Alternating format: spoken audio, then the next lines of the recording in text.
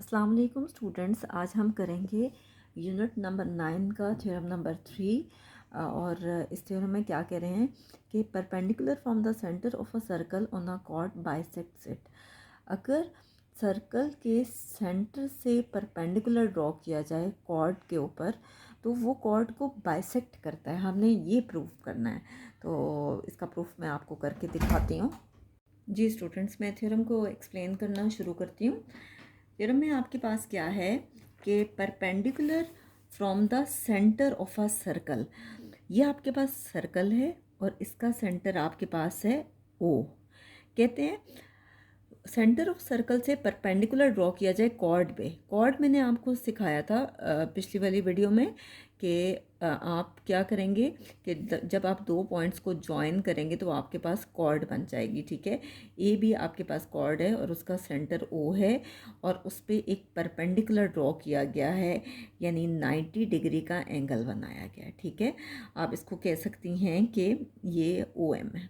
ठीक है, तो कहते हैं कि आपने ये प्रूफ करना है कि ये जो ओ एम है ये बाइसेक्ट कर रहा है कॉर्ड ए बी को। ठीक है, तो अभी हम देखते हैं कि क्या ये वाकई में बाइसेक्ट कर रहा है या नहीं। बाइसेक्ट अगर ये कर रहा है तो ये इस लाइन सेगमेंट को, इस कॉर्ड को 2 पॉइंट्स में डिवाइड कर रहा है, यानी ये A M equal to B M हमने ये प्रूफ करके दिखाना है। तो चले हम स्टार्ट लेते हैं। सबसे पहले है गिवन। गिवन में आपसे क्या कह रहे हैं कि A B is the chord of a circle. A B आपके पास क्या है? कॉर्ड ऑफ अ सर्कल है। A B is the chord of a circle.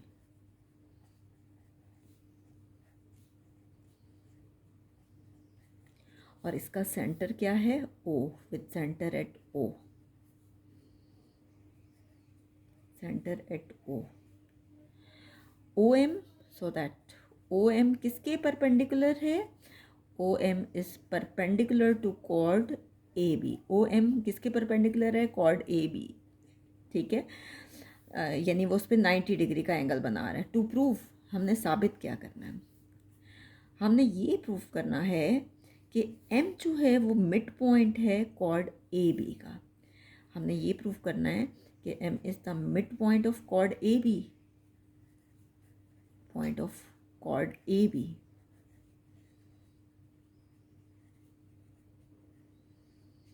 इसका मतलब है कि ए एम किसके इक्वल है? मेजर ए एम, जितनी लेंथ ए एम की है उतनी ही बी एम की होनी चाहिए। ये दोनों आपस में इक्वल हो। जाहिर बात है जब आप मिड पॉइंट लोगे तो जितनी लेंथ ए एम की होगी उतनी ही बी एम की होगी, लेकिन हम ये प्रूफ करके दिखाते हैं। इससे पहले सॉरी कंस्ट्रक्शन है।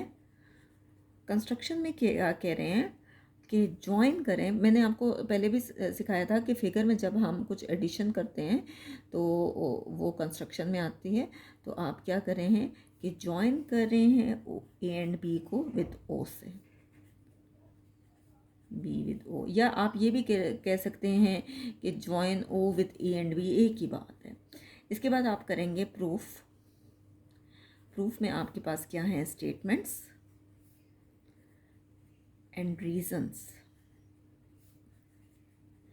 अब देखिए आपके पास ये दो ट्राइंगल्स हैं। ठीक है, एक ये वाली एक ये वाली, और मैं आपको अलग बना के दिखाती हूँ। एक है आपके पास ओ ए एम, इस पे भी 90 डिग्री का एंगल बन रहा है। और ये आपके पास क्या है? ओ बी एम, और इस पे भी 90 डिग्री का एंगल बन रहा है। जब भी 90 डिग्री का एंगल बने तो वो हमेशा राइट एंगल ट्राइंगल होती है। In angle right triangles O A M, और किस में कॉरस्पॉन्डेंस देख रहे हैं? ओ बी एम। इन दोनों में कॉरस्पॉन्डेंस हमने देखनी है, 1 to 1 कॉरस्पॉन्डेंस इन दोनों ट्राइंगल्स में। यानी कोई सी 3 बातें प्रूव करनी है, वो कोई भी 3 बातें हो सकती हैं। सबसे पहले देखें कि एम एम के बराबर है, यानी एक ट्राइंगल में भी 90 डिग्री और दूसरे ट्राइंगल में भी 90 डिग्री है। तो आप लिखोगे एंगल एम इस कॉन्ग्रेंट लिखना चाहते हैं, डालना चाहते हैं वो सिंबल ये वाला, तो ये डालते हैं। अदरवाइज मेयर लिखते हैं। Measure angle M is congruent to measure angle M. अब देखिए एक ट्राइंगल है वो आपके पास है ओ एम ए, और दूसरी ट्राइंगल है O M B. M M के इक्वल तो है, कॉन्ग्रेंट तो है, लेकिन एक ट्राइंगल है ओ ए एम और दूसरी है ओ बी एम।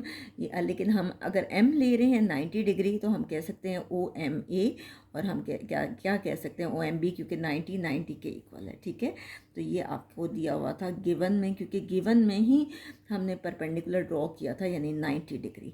नेक्स्ट आपसे कह रहे हैं कि ये देखिए, जब राइट एंगल ट्राइंगल है, ठीक है, तो आपको पता है राइट एंगल की जो अपोजिट साइड होती है वो कहलाती है हाइपोटेन्यूज। ठीक है, ज़रूरी नहीं है राइट एंगल की अपोजिट साइड हाइपोटेन्यूज हो, कोई भी एंगल आप लेते हो उसकी जो अपोजिट साइड है वो आपके पास हाइपोटेन्यूज कहलाती है।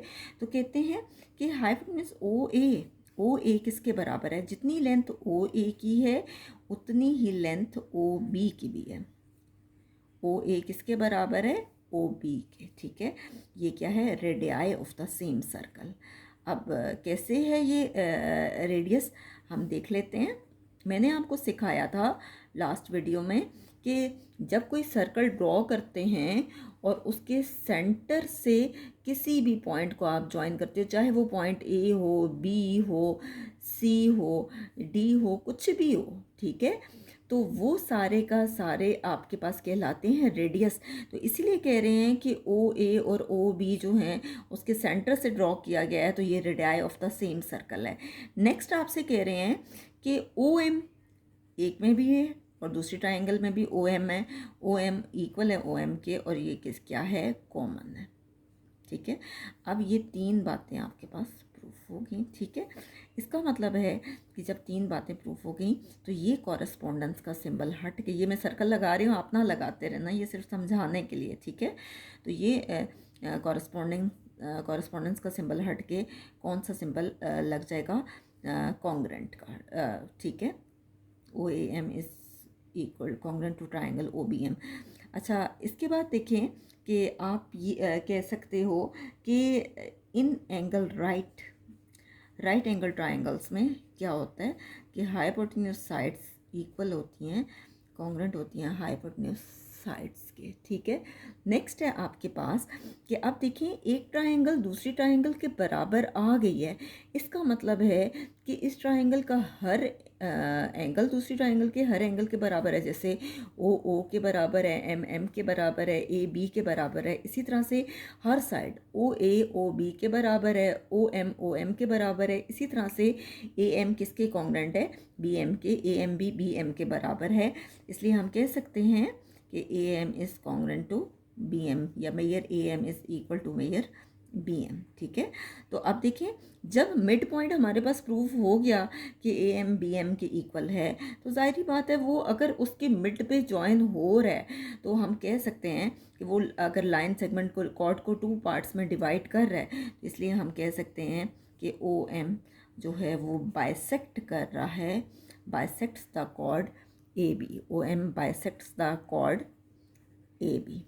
तो ये थ्योरम था, ये उसी का जो थ्योरम हमने लास्ट टाइम किया था, ये उसी का कन्वर्स है और काफ़ी ज़्यादा आसान है। नेक्स्ट हम इंशाल्लाह अगली वीडियो में थ्योरम नंबर 4 करेंगे।